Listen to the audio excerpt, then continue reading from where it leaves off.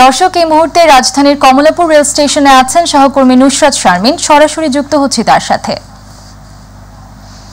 Nusrat, Eid special train এবং নিয়মিত train চলাচলের সর্বশেষ অবস্থা কি দেখছেন আমাদের জানাবেন।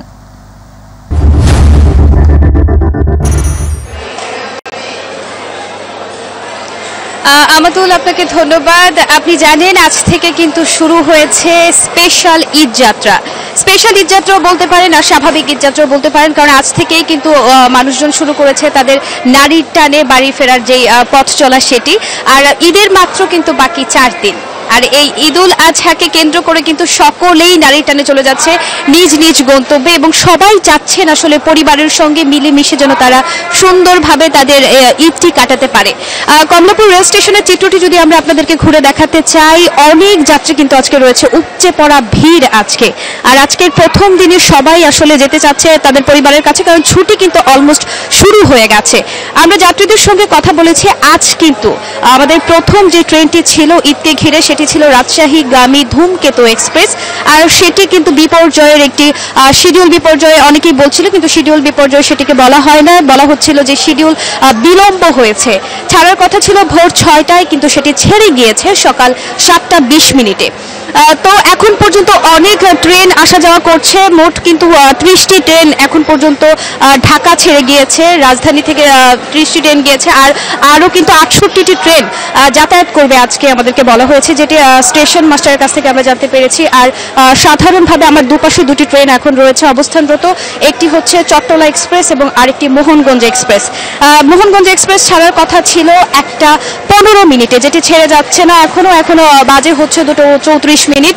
আর পাশে যে ট্রেনটি রয়েছে 1টা 45 মিনিটে ছাড়ার কথা ছিল চট্টলা এক্সপ্রেস, সেটিও কিন্তু এখনো ছেড়ে যায়নি। তো প্রতিটি ট্রেনই আসলে বিলম্ব করে ছেড়ে যাচ্ছে। সেটি হচ্ছে আমরা যখন কথা বলেছি স্টেশন মাস্টারের সঙ্গে, তিনি কিন্তু আমাদেরকে বলেছেন যে যাত্রী চাপ অনেক বেড়ে গিয়েছে, যার কারণে হচ্ছে শুধু তারা বলেছেন আমাদের 2টি ট্রেনের শিডিউল বিলম্ব হয়েছে। একটি হচ্ছে কিশোরগঞ্জ এক্সপ্রেস এবং আরেকটি হচ্ছে পারাবত এক্সপ্রেস। কিন্তু আমরা যেটি সরেজমিনে এসে দেখলাম, আমাদের কিন্তু অনেক ট্রেন আসলে বিলম্ব হচ্ছে। প্রতিটি ট্রেনেই আসলে সময় 15 থেকে 20 মিনিট, কোনোটি 1 ঘন্টা এবং কোনোটি 2 ঘন্টা পর্যন্ত বিলম্ব হয়েছে।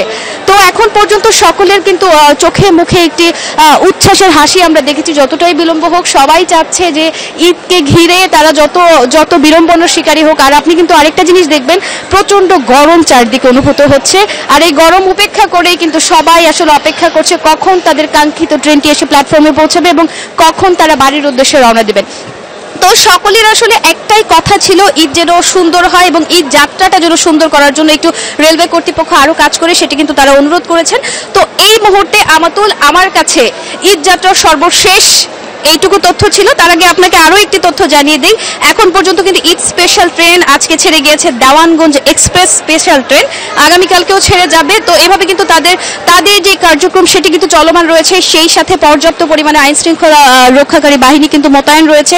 সবাই চাচ্ছেন যেন যাত্রীদের কোনো ভোগান্তি না হয়। তারপরও কিছুটা ভোগান্তিতে যাত্রীরা রয়েছেন, কারণ যাত্রী চাপ অনেক বেড়ে গেছে। রোজা থেকে কিন্তু কোরবানির ঈদের চাপ অনেক বেশি বলে আমাদেরকে জানিয়েছেন সবাই, এবং সবাই আসলে চাচ্ছে যেন সময় মতো যেতে পারে, এবং রেলওয়ে কর্তৃপক্ষও চাচ্ছে যেন তারা সময় মতো যাত্রীদের সঠিক সময়ে তাদের নিজ গন্তব্যে পৌঁছে দিতে পারে।